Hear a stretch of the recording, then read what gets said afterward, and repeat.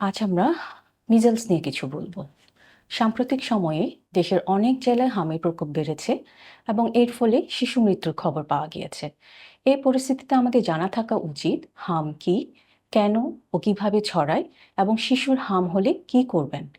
হাম একটি অত্যন্ত সংক্রামক ভাইরাসজনিত রোগ, সাধারণত মিজেলস ভাইরাস, মরবিলি ভাইরাস, যা সংক্রমিত ব্যক্তির শ্বাসতন্ত্রকে আক্রান্ত করে। এতে সাধারণত জ্বর, কাশি, চোখ লাল হওয়া এবং শরীরে লালচে ফুসকুড়ি বা র্যাশ দেখা দেয়। হাম কিভাবে ছড়ায়? যখন হাম আক্রান্ত কেউ কাশি দেয়, হাঁচি দেয় বা কথা বলে, তখন সংক্রমিত ছোট ছোট ফোঁটা বাতাসে ছড়িয়ে পড়ে, যা অন্যরা শ্বাসের মাধ্যমে গ্রহণ করতে পারে অথবা কোনো সারফেস বা পৃষ্ঠে পড়ে থাকে, যা কয়েক ঘন্টা পর্যন্ত সংক্রমণ ছড়াতে পারে। অন্য কেউ যদি সেই দূষিত বাতাস শ্বাসের সাথে গ্রহণ করে বা সংক্রমিত পৃষ্ঠ বা সারফেস স্পর্শ করার পরে চোখ, নাক বা মুখে হাত দেয়, তবে সে আক্রান্ত হতে পারে। হাম আমরা আগে থেকে জানি যে অত্যন্ত সংক্রামক। একজন আক্রান্ত ব্যক্তি থাকলে তার আশেপাশে টিকা না নেওয়া 90% মানুষ আক্রান্ত হতে পারে। আক্রান্ত ব্যক্তি ফুসকুড়ি ওঠার 4 দিন আগে থেকে 4 দিন পর পর্যন্ত অন্যদের মধ্যে রোগ ছড়াতে পারে। কি কি লক্ষণ দেখলে আমরা বুঝবো যে এটা হাম হচ্ছে? হামের লক্ষণগুলো ধাপে ধাপে দেখা দেয়। প্রথমে হাই ফিভার, অনেক জ্বর, প্রায় 103 থেকে 105 ডিগ্রি ফারেনহাইট পর্যন্ত, শুকনো কাশি, নাক দিয়ে পানি পড়া, চোখ লাল হওয়া এবং ক্লান্তি বা নিস্তেজ হয়ে পড়া।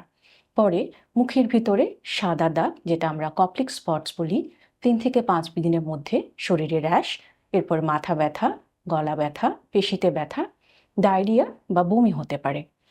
র্যাশ কিভাবে শুরু হয়? প্রথমে মুখে, পরে ঘাড়, বুক, হাত পা হয়ে পুরো শরীরে ছড়িয়ে পড়ে। অনেক সময় দাগগুলো একসাথে মিশে যায়। এখন এই হামে ঝুঁকিতে কারা আছে?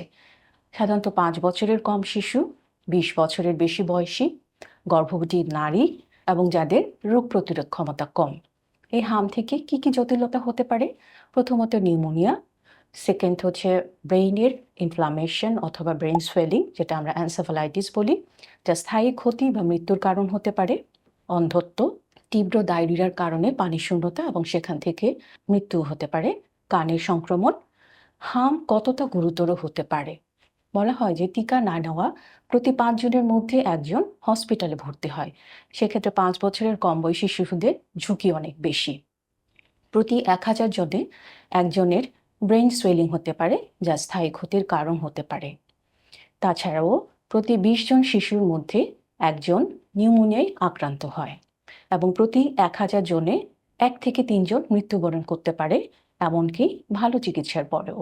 এখন চিকিৎসার জন্য আমাদের হাতে কি আছে? হামের জন্য নির্দিষ্ট কোনো অ্যান্টিভাইরাল ওষুধ নেই। চিকিৎসার লক্ষ্যই হলো উপসর্গ কমানো এবং উপসর্গভিত্তিক চিকিৎসা দেওয়া। প্রথমত বিশ্রাম, পর্যাপ্ত তরল গ্রহণ করা এবং জ্বরের জন্য জ্বরের ওষুধ দেওয়া। আমরা শিশুদের ক্ষেত্রে অ্যাসপিরিন ব্যবহার করতে নিষেধ করি এবং হামের যে জটিলতা হয়, সেটা যদি ব্যাকটেরিয়াল রিলেটেড কোনো ইনফেকশনস হয়, সেক্ষেত্রে আমরা অ্যান্টিবায়োটিক দিতে বলি এবং চিকিৎসকের তত্ত্বাবধানে ভিটামিন এ দেওয়া, যা মৃত্যুর ঝুঁকি কমাতে সাহায্য করে। হাম প্রতিরোধের সবচাইতে কার্যকর উপায় হলো টিকা নেওয়া। Measles rubella or measles mum's rubella টিকা নিরাপদ ও কার্যকর। বাংলাদেশে টিকাদান কর্মসূচিতে 5 বছরের কম বয়সী শিশুদের 2বার মিজেলস রুবেলা টিকা দেওয়া হয়, একবার 9 মাস বয়সে আর দ্বিতীয়টি 15 মাস বয়সে। এখন হামের কারণে আমাদের অভিভাবকের করণীয় কি কি? কোনো শিশুর জ্বর এবং শরীরের র্যাশ দেখা দিলে তা হাম হোক বা না হোক, চিকিৎসকের পরামর্শ নিতে হবে। শিশুর শরীরে র্যাশ দেখা দেওয়ার দিন থেকে অন্তত 5 দিন অন্যদের কাছ থেকে আলাদা রাখতে হবে। এ সময় আক্রান্ত শিশুর খাবার, পানীয় ও অন্যান্য স্বাভাবিক পরিচর্যা অব্যাহত রাখতে হবে। পাশাপাশি চিকিৎসকের পরামর্শ অনুযায়ী পরপর 2 দিন 2টি ভিটামিন এ ক্যাপসুল বয়স অনুযায়ী সঠিক ডোজে খাওয়াতে হবে। হামে আক্রান্ত শিশু যদি কোনো বিপদ চিহ্ন, যেমন শ্বাসকষ্ট, বারবার বমি, খিঁচুনি বা নিস্তেজ হয়ে পড়া, চোখের মনি ঘোলা হয়ে আসা বা মুখের ভিতরে যদি গভীর ঘা থাকে, তাহলে দেরি না করে হসপিটালে নিতে হবে। হাম একটি অত্যন্ত সংক্রামক এবং কখনো কখনো মারাত্মক রোগ। নিজের ও পরিবারের সুরক্ষার জন্য সবচেয়ে গুরুত্বপূর্ণ কাজ হলো সময় মতো টিকা নেওয়া।